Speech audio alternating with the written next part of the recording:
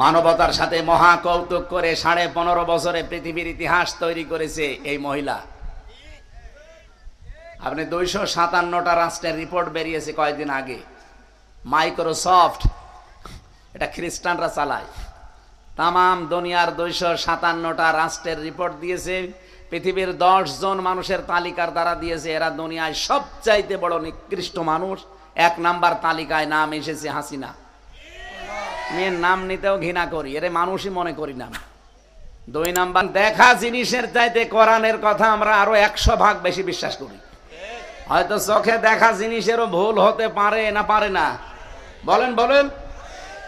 কিন্তু আমার কোরআনে যা আল্লাহ দিয়েছেন, ভুল তো দূরের কথা, সন্দেহ নেই। কিন্তু দুঃখজনক হলেও সত্য, আমি কথাটা না বললেও পারতাম, তারপরও মনে এসেছে বলে ফেলি। এই যে এটিএম আজহারুল ইসলাম একটা মজলুম মানুষ। আপনি দল আলাদা করেন, কিন্তু সে একটা মজলুম মানুষ।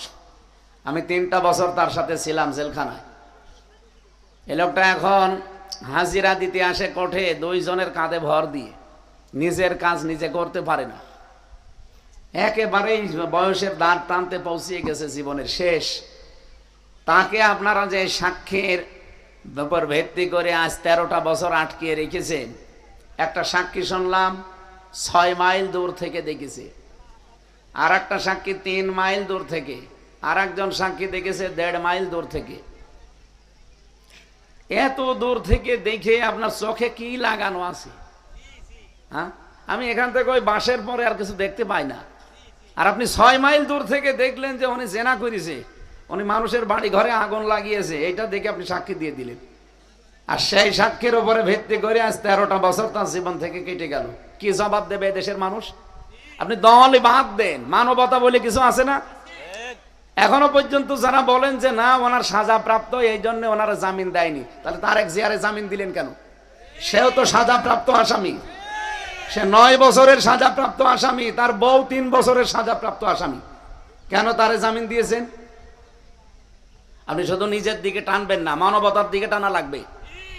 হাসিনার রোশানলে পড়েছিল তারেক জিয়া, তারেক জিয়ার বউ খালেদা, এটিএম আজহার এবং আমি নিজেও। যারাই হাসিনার রোশানলে পড়েছে তারাই ধ্বংস হয়ে গেছে, তাদের জীবনটা একেবারে তছনছ করে ফেলেছে মহিলা। তাও তো আমাদের উপরে হালকা পাতলা গেছে। যারা আয়না ঘরে ছিল, ভাবেন তো আপনি নিচে ওই জায়গায় কত বড় কঠিন অবস্থা পার করেছে তারা। 8টা বছর, একটা এদিকে 3 হাত, 3.5 হাত, এদিকে 1.5 হাত, এত একটা ঘরে 10টা বছর 8টা বছর একাধারে পায়ে চেন বাঁধা। আপনি চিন্তা করতে পারেন এখনো যে অনেকে জালেমের পক্ষে সাফাই গায়। আপনার বিবেক আছে?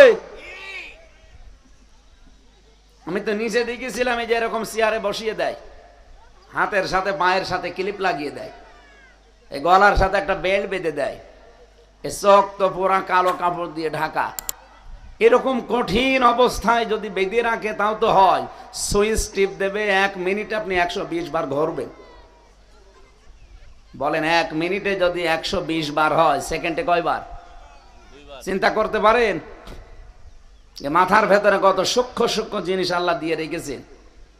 এই মাথার ভেতরে আছে ফ্রন্টাল লব, প্যারাইটাল লব, অক্সিপিটাল লব, টেম্পোরাল লব, মোটর কর্টেক্স, সেন্সরি কর্টেক্স, লব। প্রায় 70,000 জিনিস দিয়ে আল্লাহ মাথা। আপনি খালি চামড়া খুলে দেন, এখানে কম্পিউটার ভিড়ান, দেখেন আপনাকে কি জিনিস দেখায়, পাগল হয়ে যাবে। এত সূক্ষ্ম সূক্ষ্ম জিনিস এই মাথার যে ব্রেন বলা হয়, যেটা আমরা মগজ বলি, এটার সাথে পুরা শরীর এমন ভাবে কানেক্ট করা। বিজ্ঞান জানিয়েছে 70,000 এই রগ, এই তার একটা যদি অকেজ হয়ে যায় আপনি পাগল হয়ে যাবেন। আর ওরা 1 মিনিটে ঘোরায় 120 বার। এটা যদি শেষ করে দিত তাও তো হইতো। আমার সামনে একজনকে নিয়ে গেল, দেখলাম এই যে এরকম মেশিন তৈরি করা, হাতের সাথে পায়ের সাথে। আপনার হাত পা তো সবই বাঁধা, শুধু মেশিনটা এভাবে ধরে টিপ দেবে, একবারে দেয় আঙ্গুলের নখ সব খুলে চলে আসবে। আমার সামনেও নিয়ে এসে বলছে যে এটা দিয়ে আমরা নখ তুলি। নখ তুলে নিলেও তো তা পারা যায়, ওর উপর আবার লবণ ছিটিয়ে দেয়। আমার সাথে এক মাওলানা ছিল, মুফতি ফখরুল ইসলাম, ওই নোয়াখালী বাড়ি। উনি আমারে বলছিল, হামজা ভাই আপনার সাথে কি করেছে আমি জানি না, তবে আমার এই যে পায়ের ভেতর দিয়ে এভাবে হাত দিয়েছি, লোহার ব্যারিকেড যে সামনে দেওয়া, ওর সাথে হাতে হ্যান্ডকাপ লাগিয়ে দিয়েছে। 24 ঘন্টা তালা লাগানো, মাত্র 1.5 মিনিট 2 মিনিট সময় দেয় টয়লেট করার জন্য। তাও তো টয়লেট ওর ভেতরে, ওই 3.5 হাত আর এদিকে 1.5 হাত, ওর সামনে একটা টয়লেট করা, কোনো দরজা নেই, কোনো দেওয়ালও নেই। আপনি যা করবেন ওরা বসে বসে দেখে। মানবতা কোথায় নিয়েছিল এই মহিলা?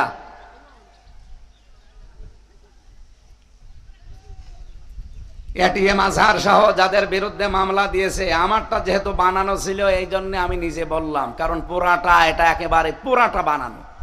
আমারে বাড়ি থেকে নিয়ে গেল, পরের দিন পেপারে দিল না ওনারে নিয়েছে আমরা চোরহাঁস থেকে, পুরাটা মিথ্যা কথা। এ পর্যন্ত যদি শেষ করে দিত, 3টা বছর মামলা 30 বারের উপরে আমরা তুলেছি। সিএমএম কোর্ট, জজ কোর্ট, হাইকোর্ট, একটা বারও জামিন দেয়নি। আর সারা দেশে মানুষকে বলে যে আমরা ন্যায় বিচার কায়েম করছি। এত বড় মিথ্যা কথা বলে হাজি মানুষ।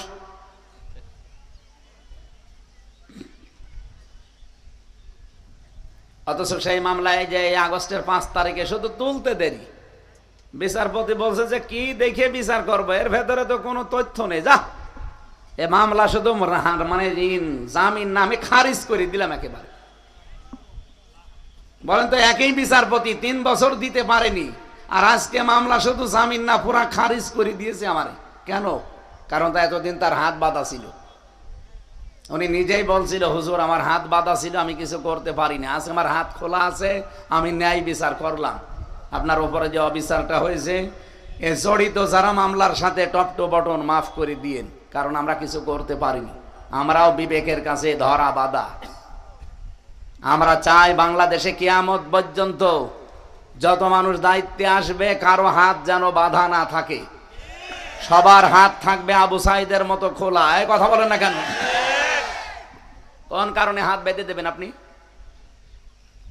এই দেশে আর কোন স্বৈরাচার, বিশেষ করে আয়না ঘর যেন আর তৈরি না হয়। এটা মানবতার সাথে যে কত বড় কৌতুক।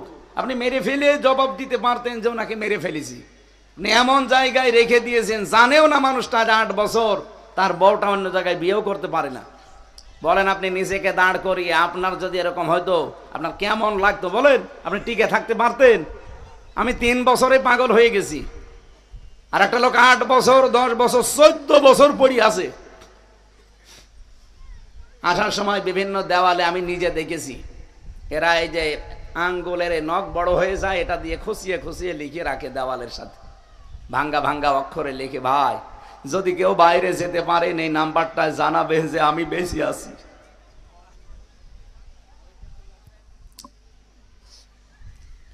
মানবতার সাথে মহা কৌতুক করে 15.5 বছরে পৃথিবীর ইতিহাস তৈরি করেছে এই মহিলা। আপনি 257টা রাষ্ট্রের রিপোর্ট বেরিয়েছে কয়েকদিন আগে।